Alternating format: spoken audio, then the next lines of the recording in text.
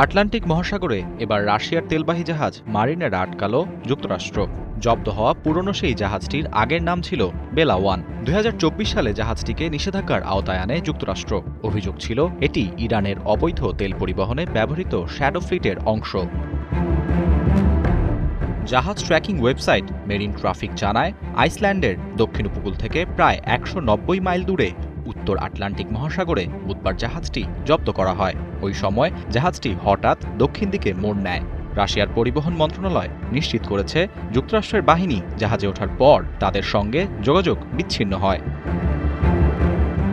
গেল মাসে ভেনেজুয়েলার থেকে তেল সংগ্রহের উদ্দেশ্যে যাত্রার সময় যুক্তরাষ্ট্রের কোস্ট গার্ড প্রথমবার জাহাজটি আটকানোর চেষ্টা করে।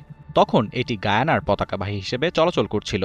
তবে জাহাজের ক্রুরা যুক্তরাষ্ট্রের বাহিনীকে জাহাজে উঠতে দেয়নি এবং হঠাৎ করে আটলান্টিক মহাসাগরের দিকে দিক পরিবর্তন করে। এদিকে জাহাজ জব্দের ঘটনায় তীব্র প্রতিক্রিয়া জানিয়েছে রাশিয়া। দেশটির পরিবহন মন্ত্রণালয় জানায়, ১৯৮২ সালের জাতিসংঘের সমুদ্র আইন অনুযায়ী অন্য দেশের বৈধভাবে নিবন্ধিত জাহাজের বিরুদ্ধে বল প্রয়োগের অধিকার কোনো রাষ্ট্রের নেই, যদিও তখন যুক্তরাষ্ট্র সেই চুক্তিতে সই করেনি। জাহাজে থাকা রুশ নাগরিকদের দ্রুত ফেরত পাঠানোর দাবি জানিয়েছে রাশিয়ার পররাষ্ট্র মন্ত্রণালয়। রুশ আইন প্রণেতা লিওনিদ স্লুতুস্কি এই ঘটনাকে একবিংশ শতাব্দীর জলদস্যুতা বলে আখ্যা দিয়েছেন। তবে এখনও এ বিষয়ে প্রকাশ্যে কোনো মন্তব্য করেননি প্রেসিডেন্ট ভ্লাদিমির পুতিন। আরাফাত ইসলাম, ৭১।